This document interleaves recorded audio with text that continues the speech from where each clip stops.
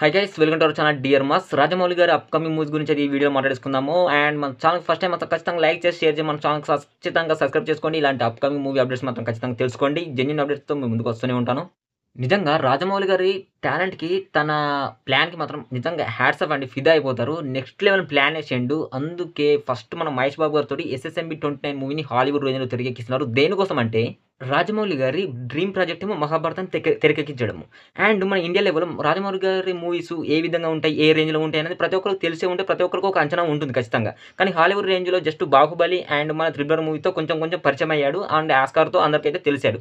కానీ హాలీవుడ్ రేంజ్‌లో మాత్రము తన మూవీస్ ఏ విధంగా ఉంటాయి అనేది అయితే ఇంకెవ్వరికీ తెలీదు. అందుకే ఇప్పుడు మన మహేష్ బాబు గారితోటి యాక్షన్ అడ్వెంచర్ మూవీని హాలీవుడ్ రేంజ్‌లో మొత్తం వరల్డ్ మొత్తం చూసేలా తెరకెక్కిస్తున్నాడు. ఆ మూవీని చూసిన తర్వాత వరల్డ్ మొత్తం మన రాజమౌళి గారి వైపు, మన ఇండియా వైపు అయితే ఖచ్చితంగా చూస్తుంది.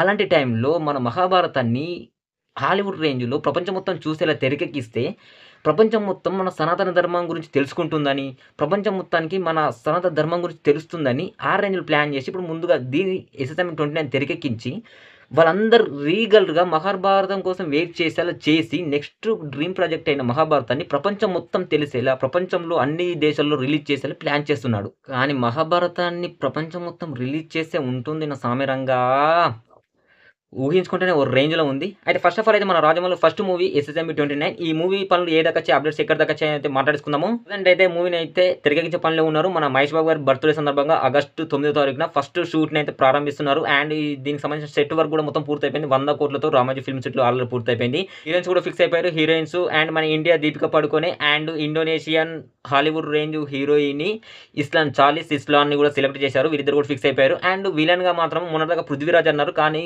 విలన్‌గా మాత్రం పృథ్వీరాజ్ అసలే కాదు, మన విక్రమ్ గారు. మన ఇప్పుడు 'తంగాలన్' మూవీ రిలీజ్ ఉంది కదా, అందులో నటించిన మన విక్రమ్ గారు ఇప్పుడు ఎస్ఎస్ఎంబి 29లో విలన్‌గా కనపడబోతున్నారు.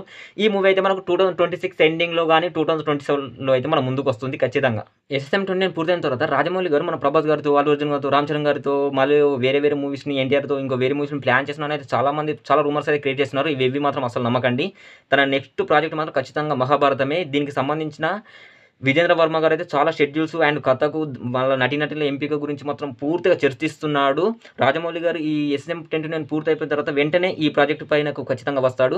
ఈ మహాభారతాన్ని మాత్రం మనం ముందుకు 5 పార్ట్‌లలో మన ముందుకు తీసుకురాబోతున్నారు. దీనికి కావాల్సిన కథని అయితే ఆల్రెడీ విజేంద్ర ప్రసాద్ గారు అయితే పూర్తి చేసే పనిలో ఉన్నారు. ఈ కథ మొత్తం పూర్తయిపోయిన తర్వాత నటీనటుల ఎంపిక విషయంలో కూడా తను వెళ్ళే అవకాశం కూడా ఉంది.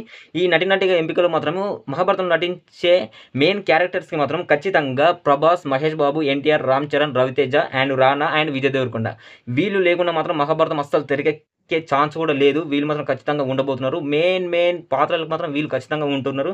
వీళ్ళతో పాటు హీరోయిన్స్ కూడా అనుష్క, సాయి పల్లవి, కీర్తి సురేష్ అండ్ ఆలియా భట్. ఈ నలుగురు హీరోయిన్లు కూడా మహాభారతంలో మన ముందుకు ఖచ్చితంగా వస్తారు. వీళ్ళు కూడా నటించే అవకాశాలు ఉన్నాయి. వీళ్ళ పేర్లు కూడా చాలా గట్టిగానే వినిపిస్తున్నాయి. వీటితో పాటు మళ్ళీ ఇంకొందరు కూడా యాడ్ అయ్యే అవకాశం ఉంది. అందులో మాత్రము సూర్య అండ్ యష్ అండ్ రానా, కళ్యాణ్ రామ్, అల్లు అర్జున్ వీళ్ళు నలుగురు పేర్లు కూడా వినిపిస్తున్నాయి. వీళ్ళ 5గురు పేర్లు కూడా వీళ్ళు కూడా ఉండే అవకాశాలు ఉన్నాయి. కానీ వీళ్ళ పేర్లలో కొంచెం తీర్మారు అయ్యే అవకాశాలు కూడా ఉన్నాయి. కానీ ముందు చెప్పిన పేర్లు మాత్రం ఖచ్చితంగా ఉండబోతుంది. ఇది కూడా మనకు 5 పనులలో మన ముందుకు వస్తుంది. ఈ మూవీ మాత్రం నెక్స్ట్‌లో ఉంటుంది. ఇది కూడా హాలీవుడ్ రేంజ్‌లో ప్రపంచం మొత్తం మన సనాతన ధర్మం తెలిసేలా రిలీజ్ చేయాలని మెయిన్ ప్లాన్ మాత్రం అదే. ఈ మూవీ మన ముందుకు రావాలంటే దాదాపు 2029 లేదా 2030 వరకు అయితే పార్ట్ 1, పార్ట్ 2 ఖచ్చితంగా మన ముందుకు వచ్చే అవకాశాలు ఉన్నాయి. ప్రజెంట్ అప్డేట్స్ ప్రకారం అయితే ఇవి గైస్ మన రాజమౌళి గారి నుంచి వచ్చిన ప్రజెంట్ అప్డేట్స్. ఇంకేమైనా అప్డేట్స్ అయితే ఖచ్చితంగా వీడియో చేసి తెలియజేస్తాను. ఇలాంటి జెన్యూన్ అప్డేట్స్ కోసం మన ఛానల్ మాత్రం సబ్స్క్రైబ్ చేసుకొని కొంచెం సపోర్ట్ అయితే అందించండి. జై సినిమా, జై హింద్.